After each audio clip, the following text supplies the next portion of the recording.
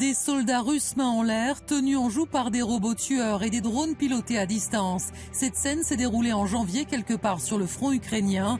Un succès inédit, selon Volodymyr Zelensky. Pour la première fois dans cette guerre, une position ennemie a été prise exclusivement par des robots terrestres sans pilote et des drones. Boostés à l'intelligence artificielle, les robots et les drones jouent un rôle croissant dans les conflits. L'IA permet d'identifier des cibles, de les hiérarchiser et de planifier des frappes intensives. À Téhéran, le 28 février dernier, le guide suprême iranien, pourtant tenu au secret, a été tué dans un bombardement. Les renseignements israéliens ont utilisé l'intelligence artificielle pour pirater les caméras de surveillance et analyser d'importants volumes d'informations plus vite que n'importe quel cerveau humain. Les États-Unis ont également recours aux algorithmes. Le patron du Pentagone le reconnaît sans s'attarder. Nous avons beaucoup de systèmes autonomes, des drones et d'autres outils avec de l'intelligence artificielle dont je ne peux vraiment pas vous parler. Le Pentagone a notamment confié à l'entreprise Anduril Industries une mission, développer des drones autonomes capables de partir en éclaireur, de repérer et d'engager l'ennemi avant un pilote de chasse. Une nouvelle ère s'ouvre selon l'un de ses concepteurs. Je ne vois pas en quoi ce serait plus moral de fabriquer une mine incapable de faire la différence entre un bus scolaire et un blindé russe. C'est un choix entre des armes intelligentes ou stupides. Alors, l'intelligence artificielle devient-elle incontournable dans les conflits armés, au risque d'échapper au commandement militaire? Y a-t-il urgence à l'encadrer? Nos trois invités, général Jérôme Pellistrandi, bonsoir. Vous êtes général de l'armée, rédacteur en chef de la revue Défense nationale. Vous venez de publier Les armées françaises dans la collection Que sais-je. Et selon vous, l'IA bouleverse l'art de la guerre, même si son usage remonte au développement de l'informatique. Voici plusieurs décennies au moins. Son utilisation, ajoutez-vous, pose des questions d'ordre éthique liées à l'autonomisation des système d'armes. À côté de vous, Éric Hazan, bonsoir, entrepreneur, spécialiste de l'intelligence artificielle. Vous avez coécrit avec Olivier Sibony « Faut-il encore décider la décision humaine à l'ère de l'intelligence artificielle ?» Vous estimez que l'IA permet d'aller beaucoup plus vite et d'être beaucoup plus précis, mais qu'elle accentue un phénomène de gamification de la guerre comme un jeu vidéo donc, et elle pose la question de savoir qui prend les décisions. À côté de vous, Alexandra Saviana, bonsoir, rédactrice en chef adjointe en charge de la défense pour l'Hebdo L'Express. Vous avez publié les scénarios noirs de l'armée française. Et selon vous, l'intelligence artificielle est un véritable outil d'aide à la décision pour les militaires. Elle permet aussi de mieux gérer la logistique. Le problème, c'est qu'il n'y a pas de règles internationales pour réguler son usage, en tout cas à ce jour. Et on démarre avec l'acronyme du jour. Oui, AMIAD, pour Agence ministérielle pour l'intelligence artificielle de défense, mise en place il y a tout juste 2 ans, le 1er mai 2024. Une agence rattachée au ministère des Armées. Elle a pour mission première d'apporter aux forces françaises des solutions d'intelligence artificielle en transformant les expérimentations en capacités concrètes. Jérôme Pellistrandi, ça veut dire que l'armée française ne se souciait pas beaucoup de l'IA jusque-là, ou c'est une continuité? Non, c'est une continuité. Il faut bien comprendre que l'utilisation d'algorithmes, parce que derrière l'intelligence artificielle, il faut parler de... Voilà, ce sont des algorithmes. Vous savez que c'est une histoire qui est ancienne, en fait. Et, ça remonte à quoi? On peut dire... L'informatique? Oui, le développement de l'informatique, en fait. Et quand vous prenez, par exemple, vous savez, pour les plus anciens, les cartes IBM, vous savez, où il y avait des trous. Là, vous savez que, par exemple, notre numéro de sécurité sociale... le 1 ou 2, quelque chose, à date de naissance. C'était créé en 1940. En fait, c'est la conséquence de la défaite de juin 40. Il faut des outils techniques pour pouvoir mobiliser pour un nouveau conflit. Et en fait, on va développer le calcul numérique. Donc, on a cet exemple-là. Alors, bien sûr, la place de l'homme est prépondérante, mais ensuite, avec le développement de l'informatique, oui, l'intelligence artificielle est arrivée avec donc algorithme et à côté le traitement des données. C'est les deux mots qui sont clés pour comprendre les enjeux d'aujourd'hui. Alexandra Saviana, l'IA, ce qui est important, c'est sa puissance de traitement. Ça réduit, vous dites, le temps entre l'information et l'action. c'est ça? Oui, et ça c'est assez fondamental, notamment du côté des États-Unis. On voit, ils utilisent énormément l'IA dans le conflit avec l'Iran aujourd'hui. Ça c'est un vieux rêve, un vieux projet américain, parce que dès le début des années 2000, même dans les années 90, ils commencent à parler de boucle OODA, c'est-à-dire observer, orienter, décider, agir. Le but c'est de réduire au maximum le temps entre la décision et le tir final. Et donc l'IA permet d'aller beaucoup plus vite entre la récolte de données qui est immense du fait des dizaines de capteurs qu'on a aujourd'hui et le moment où l'objectif est touché par une arme américaine. Éric Cazan, c'est ce qui a permis la capture de Maduro ou la mort d'Ali Khamenei. Ça a accéléré les choses ou ça a permis de pointer, de cibler? En fait, ce que fait l'IA aujourd'hui, c'est qu'on était dans le brouillard de la guerre avant, comme disait Clausewitz. On avait très peu d'informations et elles étaient toutes manipulées. L'IA, elle permet de cruncher un maximum de données, d'agréger, d'analyser un maximum de données. Pardon de l'anglicisme. Et ça permet finalement de faire toute la navigation et de faire l'identification des cibles. Et avant, quand on était sur des drones non autonomes, des drones manuels, on avait quelques cibles dans une journée sur lesquels on pouvait éventuellement pointer, c'était déjà pas mal. Et là, un soldat ou un jeune soldat, mais je pense que tous les soldats sont quasiment tous jeunes, à un moment, il se retrouve avec une marge de manœuvre de quelques secondes, on lui présente des centaines de cibles. Il faut qu'il appuie sur le bouton. Donc on dit qu'il y a un humain dans la boucle, mais sa marge de manœuvre est extrêmement faible. Et donc des centaines de cibles qui sont plutôt donc, identifiées par l'IA lui arrivent. Voilà. Donc là, la question qui se pose, c'est où est la décision, où est l'autonomie, où est la responsabilité? Alors, on va y venir, mais on va évoquer d'abord avec vous trois et évidemment avec Marjorie, l'IA qui se retrouve également comme outil de propagande. Oui, d'autant que c'est très rapide à faire et ça ne coûte pas cher à produire. Depuis le début de la guerre en Iran, par exemple, des comptes favorables au régime iranien inondent Internet de vidéos satiriques fabriquées par l'IA. Parmi les plus populaires, celles reproduisant des personnages s'inspirant de Lego, la célèbre marque danoise, vous les voyez, publiées presque quotidiennement. Elles cumulent des millions de vues.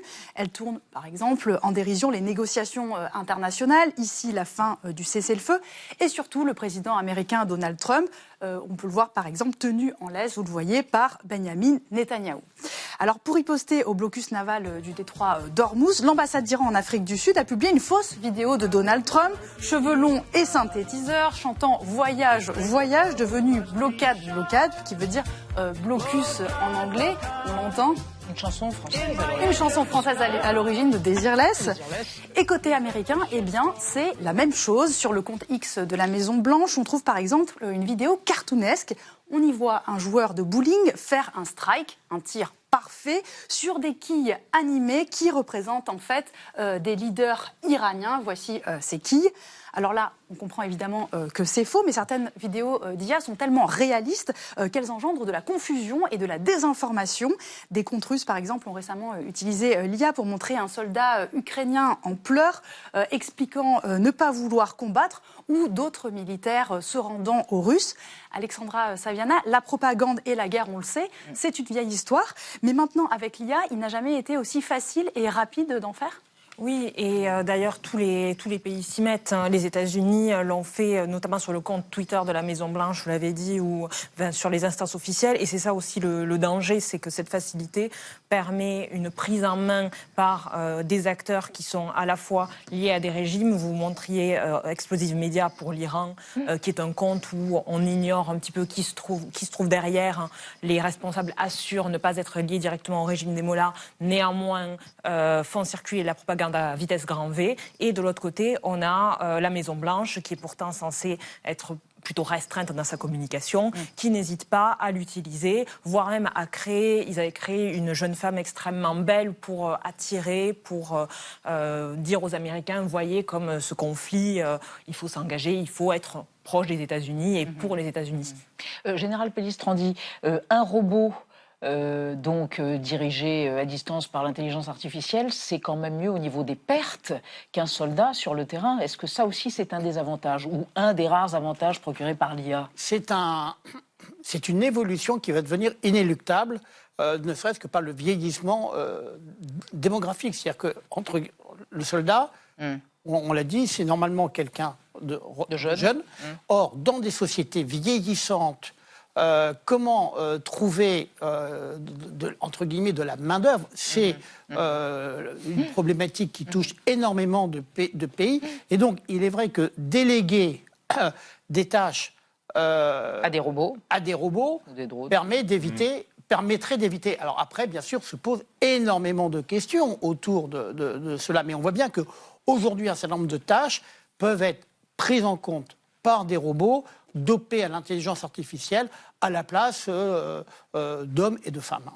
Alors vous avez commencé à en parler, Eric Hazan. L'homme, le militaire, est-il toujours le décisionnaire final ou la machine agit-elle parfois sans intervention humaine? Écoutez la réponse du secrétaire américain à la Défense. Absolutely. And are any so-called fully autonomous weapons or other AI tools being used in Operation Epic Fury? We've got a lot of autonomous systems or systems that drones and others incorporated with smart AI aspects to them, but a lot of which I can't talk about here. Eric Hazan, est-ce qu'on sait aujourd'hui s'il y a des armes entièrement autonomes pilotées par l'IA sans intervention humaine? Est-ce que c'est déjà le cas? On n'en sait rien, c'est techniquement possible. Ce qu'on sait, c'est qu'on voit une industrialisation de la guerre extrêmement possible, y compris sur le front ukrainien, avec des essaims de drones. C'est-à-dire, ce sont des drones qui sont censés être semi-autonomes. Vous avez quelqu'un qui est derrière son écran, mais les drones communiquent entre eux. Et donc, c'est comme si vous aviez un jeu vidéo avec plusieurs dizaines de petits drones autonomes que vous pilotez. Donc ça, c'est déjà le cas. Il n'y a qu'un pas avant l'autonomie complète.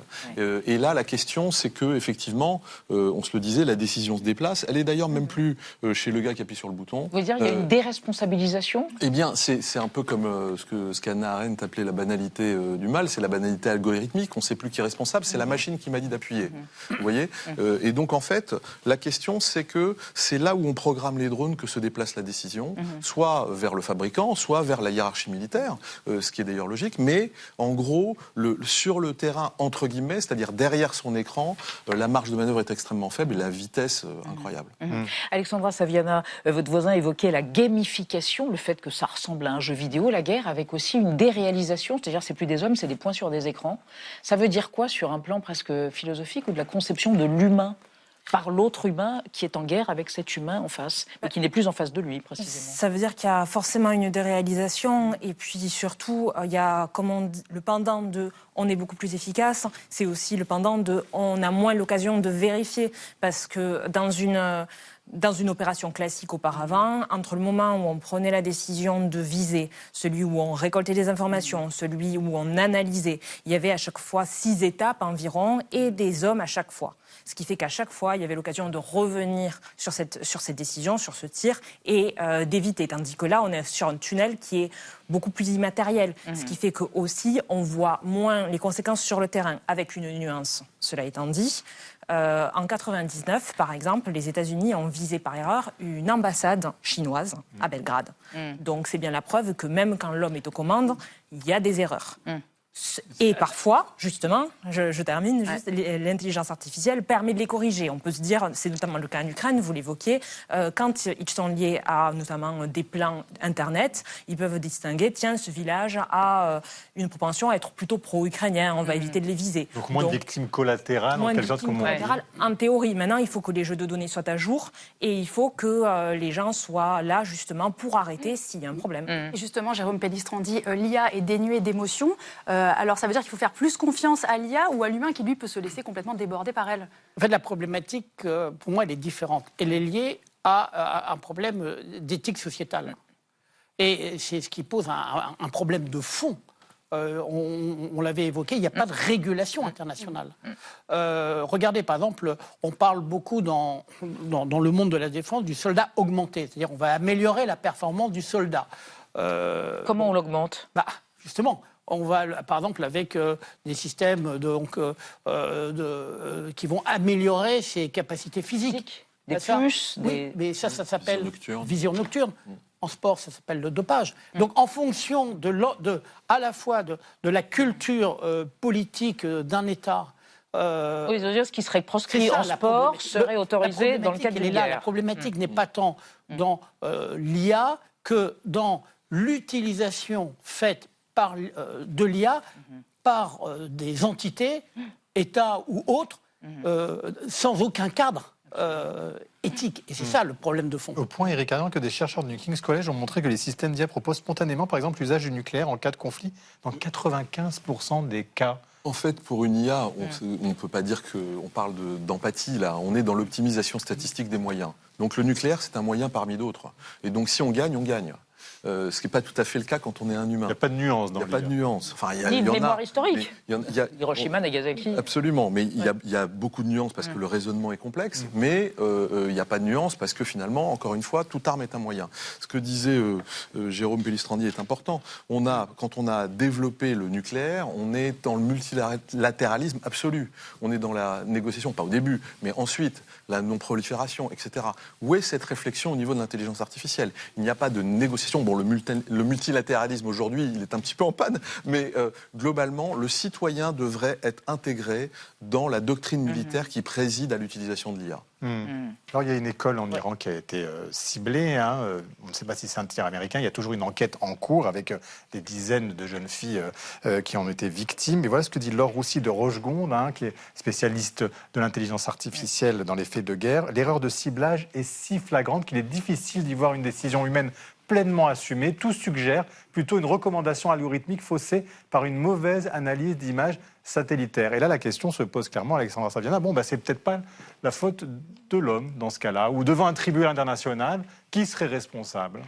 C'est toute la question. Encore une fois, on revient sur cette histoire aussi de set de données. Si le set de données est faux, pas mis à jour, la question se pose. C'est l'ingénieur qui l'a mis au point, du coup, peut-être ? Ou pas ? Ou est-ce que c'est la black box qui se trouve être l'algorithme? Parce qu'aujourd'hui aussi, l'un des problèmes de ce type de technologie, c'est qu'on ignore précisément comment il fonctionne. Il y a quand même des chaires qui sont ouvertes dans des universités américaines pour essayer de comprendre comment l'algorithme de ces chatbots peut fonctionner. Donc, c'est dire si on manque de connaissances là-dessus.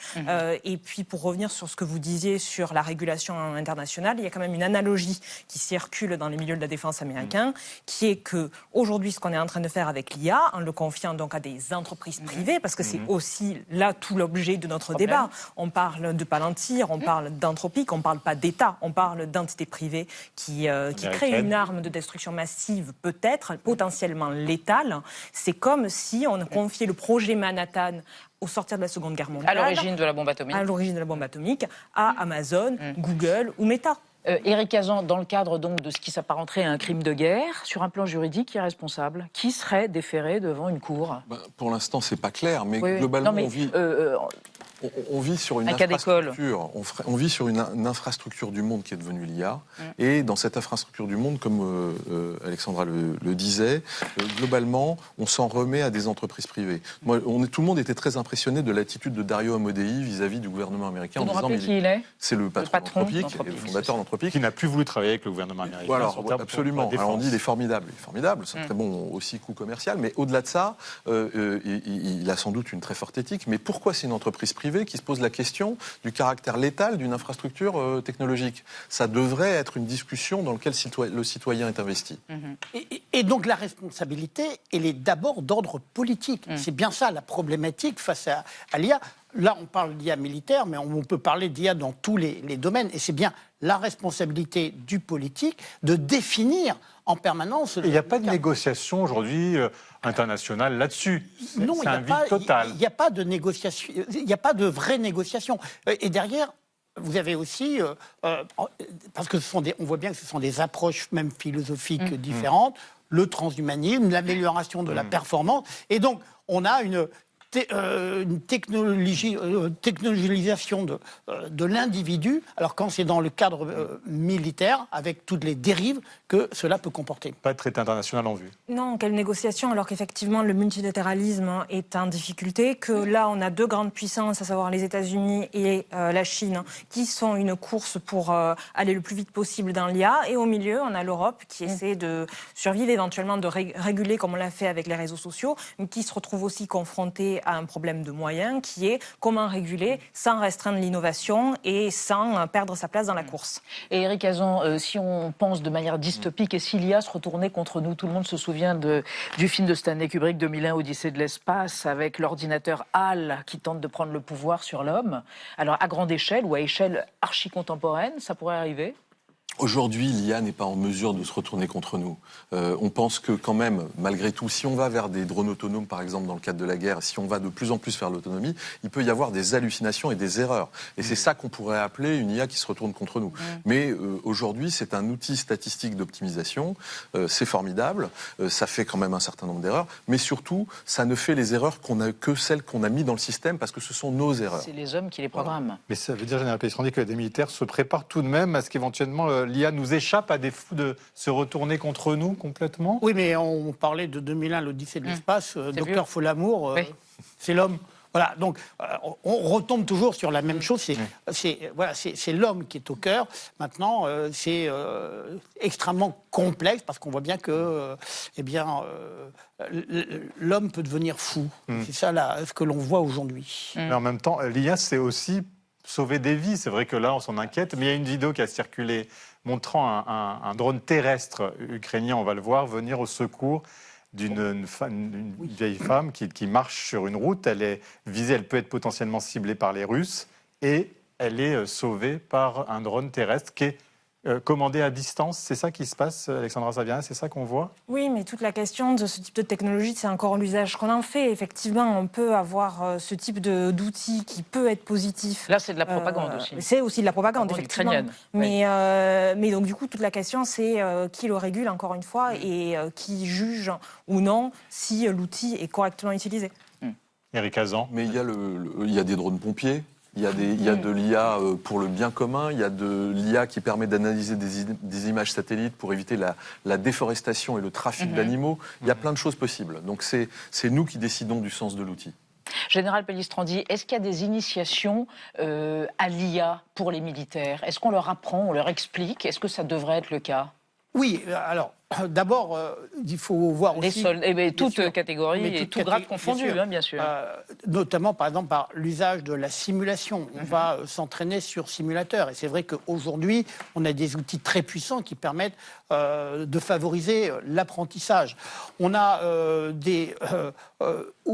par exemple, pour préparer un certain nombre d'opérations. On va entrer un certain nombre de données. Je vais vous donner un exemple très concret. Le temps de réaction par rapport à des missiles en mer Rouge, par exemple, pour une frégate française, est inférieur à la minute. Donc ça veut dire que si vous n'avez pas des outils d'intelligence artificielle embarqués à bord de la frégate, si vous n'avez pas un équipage entraîné, c'est ça. Voilà. Donc c'est... Voilà, d'où le besoin en formation et qui ira en s'accroissant, mais ça concerne tout le monde, dans tous les domaines, pas uniquement militaires. C'est ça, nous aussi citoyens, on a bien compris. Merci en tout cas d'être venus, merci à tous les trois d'être venus nous expliquer un petit peu mieux tous ces enjeux liés à l'intelligence artificielle.